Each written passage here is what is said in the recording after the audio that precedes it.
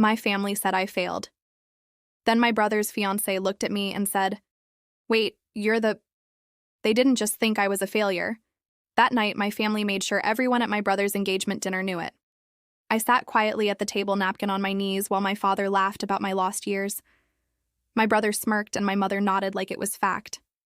I didn't interrupt. I didn't defend myself. Then his fiancée leaned closer and whispered, "Wait, the room went still." Even my mother froze.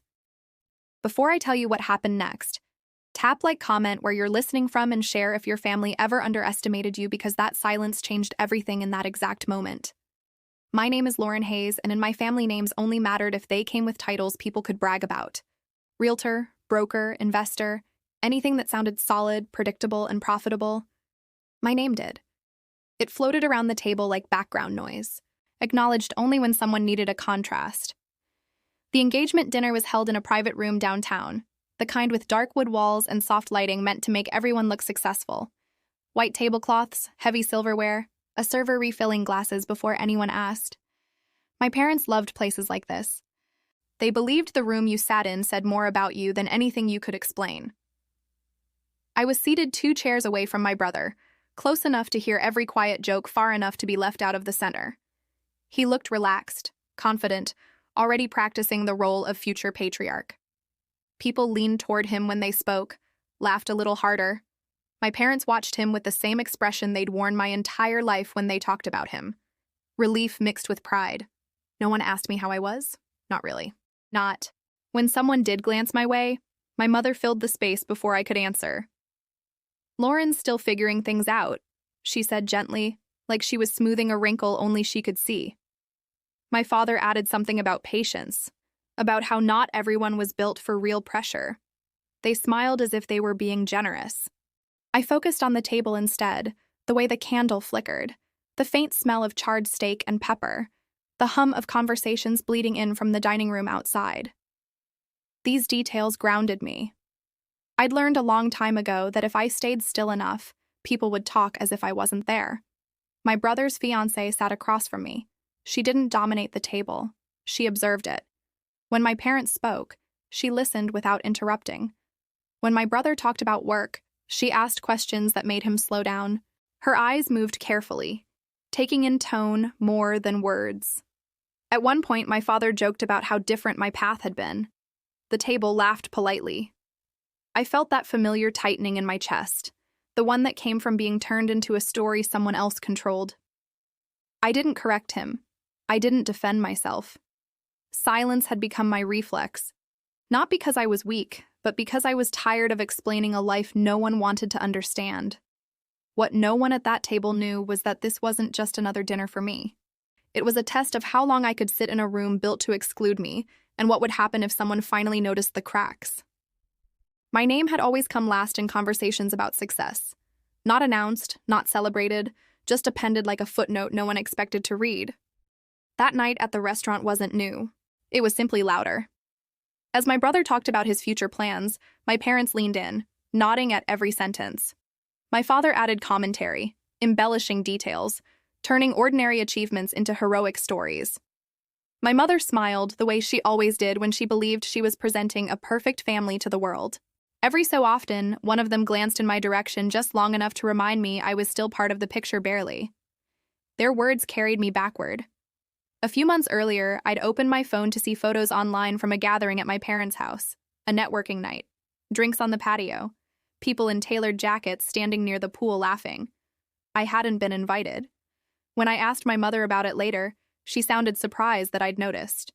She said it was very technical, and she didn't want me to feel uncomfortable, as if being excluded was a kindness. Then there was the holiday barbecue. The heat, the smell of charcoal, paper plates bending under food. I'd been talking to someone near the fence when my father's voice rose above the music. He was bragging again about my brother, about the business, about legacy. Then he laughed and mentioned me, not with pride, with amusement. People smiled awkwardly. Someone patted my arm like I'd lost something important, and everyone knew it. Back at the dinner table, my brother lifted his glass and made a comment about how not everyone takes the traditional route. He said it casually, like an observation, but his eyes flicked toward me, a reminder, a line drawn.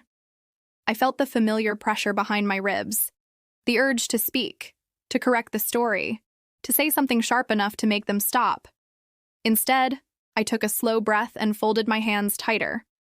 I'd learned that reacting only gave them more control. Silence at least belonged to me. The worst part wasn't the jokes, it was the offers. My brother once called me before the engagement, dinner voice soft, concerned. He asked if I needed help buying something appropriate to wear. Said he didn't want me to feel embarrassed. The implication was clear. I was the problem that needed managing. At the table, my mother leaned toward my brother's fiancé and spoke about my future, like it was an unresolved inconvenience. She talked about stability, about how someone might take care of me one day. Her hand rested on my shoulder, light but possessive. That was the moment something shifted. I didn't look up right away. I focused on the sound of my heartbeat, steady and controlled. All those nights working alone, all the calls I couldn't talk about, all the decisions I'd made without anyone's approval.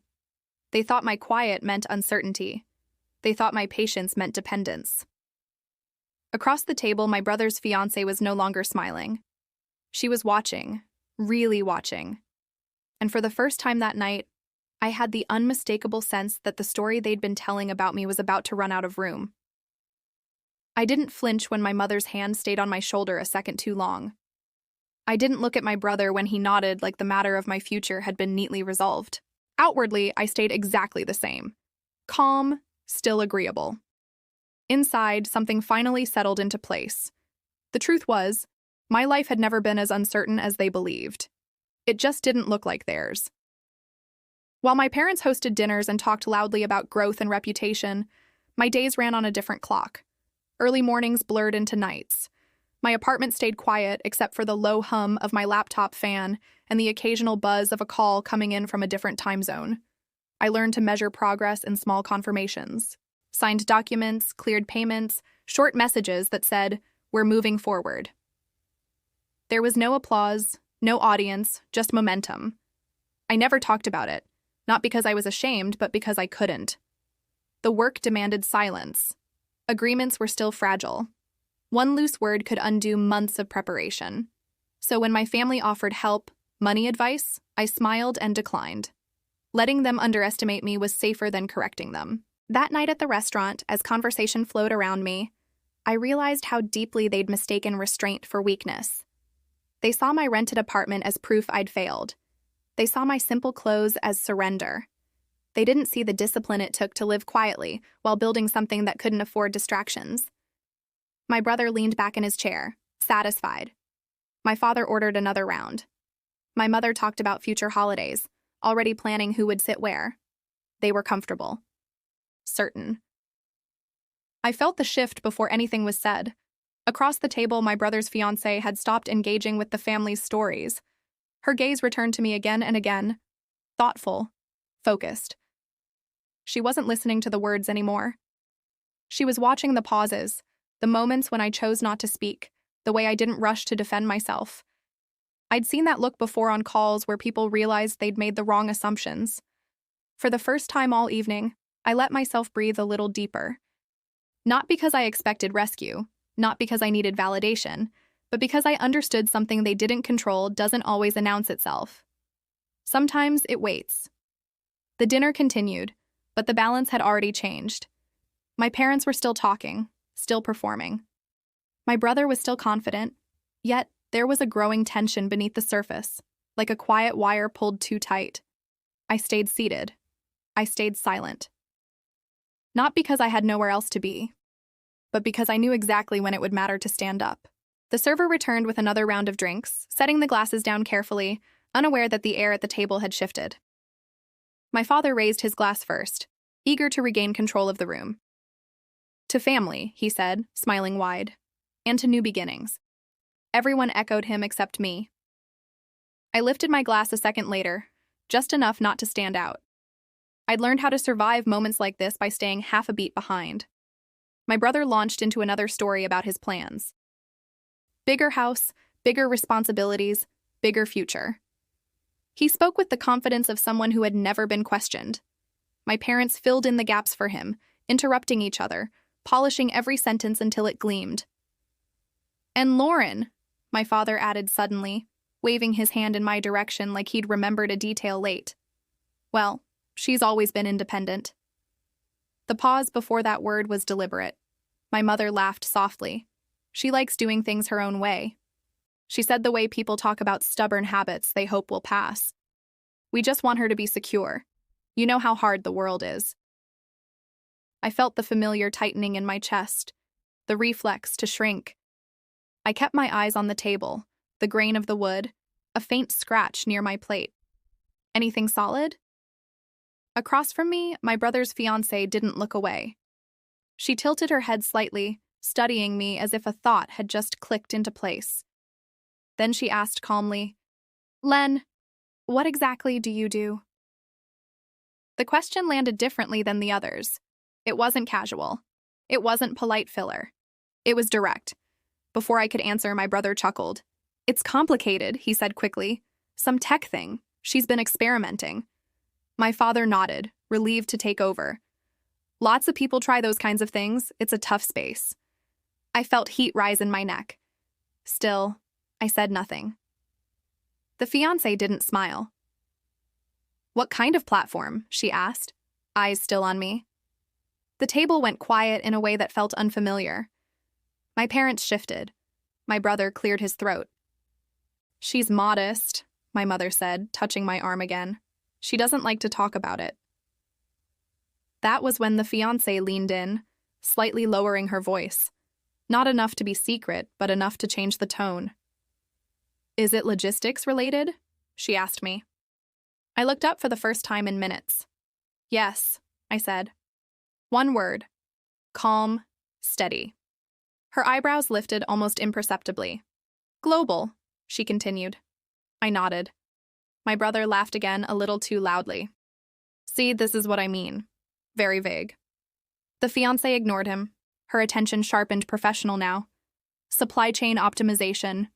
I felt my pulse slow. "Yes." The silence thickened. She exhaled slowly, eyes never leaving mine. Then she murmured just loud enough for the table to hear. "Wait, you're—" She stopped herself mid-sentence. The effect was immediate. Conversation died. Glasses paused halfway to mouths. Even the server a few tables away seemed to hesitate. It felt like the entire room had taken one breath and forgotten how to release it. My father frowned. "What is it?" he asked, irritation creeping in. The fiancée straightened in her chair. "Lauren Hayes," she said carefully. "You're the founder, aren't you?" No one spoke. I met her gaze and gave a small nod. The sound my brother made wasn't quite a laugh and wasn't quite a gasp. Found her of what he demanded. She didn't answer him. She reached into her bag instead and pulled out her phone, tapping the screen with practiced ease. When she turned it around, the headline filled the space between us. An article. Industry-focused. No photos of me, just analysis, numbers, quotes from investors praising a founder who preferred to stay out of the spotlight. She slid the phone toward the center of the table. "This," she said evenly, "is one of the most closely watched platforms in the sector right now. Quiet launch, strong early traction, international reach." My father leaned forward, squinting. My mother's smile had vanished completely. "We've been trying to get a meeting for months," the fiancé continued. "No press, no interviews, just results." My brother shook his head. "That's not—" He stopped when he realized no one was listening. She looked at him then, finally. "You said you wanted me to meet visionaries," she said. Her voice wasn't sharp. It was worse. It was controlled. I didn't expect one to be sitting across from me. The room stayed frozen. My mother's hand slid off my shoulder like it had burned her. Her mouth opened, then closed. She tried again, but no words came out. My father straightened, color draining from his face. "Why didn't you tell us?" he asked. The edge in his voice dulled by confusion. I didn't answer right away. I picked up my glass, took a small sip, and set it down carefully. "You never asked," I said. My brother stood abruptly, chair scraping against the floor. "This is ridiculous," he snapped. If this was true, we would have known. The fiancé's eyes flicked back to her phone. The whole point was that you didn't, she said. Something in my brother's expression cracked. Not anger, fear, around us. The restaurant noise slowly crept back, but our table remained isolated like we were encased in glass. People were staring now, whispering. I felt oddly detached, calm in a way I hadn't expected. I didn't hide it to prove anything. I said my voice steady. I hid it because I didn't need approval. My father swallowed. My mother stared at the tablecloth, fingers clenched tight. I stood smoothing my napkin before placing it beside my plate. The movement felt ceremonial final. I should go, I said, glancing at the fiancé. It was nice to meet you. She nodded once, respect clear in her expression. I didn't look at my family again. I didn't need to. As I walked out of the private room, the silence followed me. Not the familiar silence of dismissal. This one was heavy, uncomfortable, earned. Behind me, no one spoke. And for the first time in my life, that silence felt like justice. I didn't rush when I left the restaurant. The night air felt cooler than it should have, brushing against my skin like a reset. I walked a block before stopping, letting the noise fade behind me. My phone buzzed once in my hand. I didn't look at it. For years, I'd imagined this moment ending with shouting or apologies. Instead, it ended with nothing. And somehow, that was heavier. In the days that followed, the silence held. No family group messages, no carefully worded texts pretending nothing had happened. When my mother finally called, her voice was unsteady. She asked questions that sounded more like attempts to regain footing than genuine curiosity. I answered politely, briefly. I didn't fill the gaps for her anymore. My brother never reached out. I heard through someone else that the engagement dinner became awkward and retellings the story edited to protect pride. I let it be rewritten. I didn't need credit. I needed distance. What surprised me most was how light everything felt once I stopped carrying their expectations. My work continued. Calls, decisions, progress. Nothing had changed there. What changed was the quiet inside me, the constant bracing, the urge to prove something to people who had already decided who I was. I realized then that resolution doesn't always look like reconciliation. Sometimes it looks like clarity, like knowing where you end and where other people's opinions begin. I didn't lose my family that night. I lost the version of myself that kept shrinking to fit into their streaming. And I didn't miss her at all. I used to think being accepted by my family would finally make me feel whole.